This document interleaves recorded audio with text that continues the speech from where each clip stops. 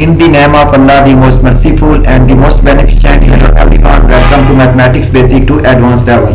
In this lecture, I will solve chapter number 4, exercise number 4.4, question number 7, that is find the 4/4 root of 16, 81 and 625.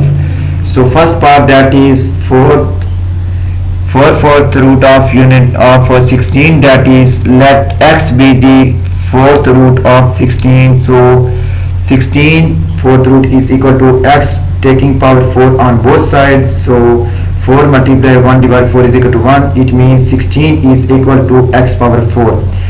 So take 16 from right hand side to left hand side, sign will be negative.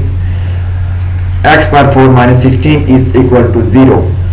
So 16 can also be written, 16 is the square of 4, so 4 square is equal to 16.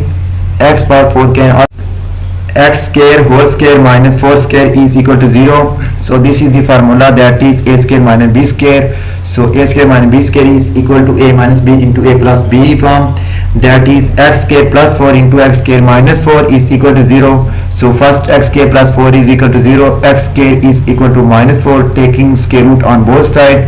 So x square square root cancel, x is equal to plus minus square root of minus 4.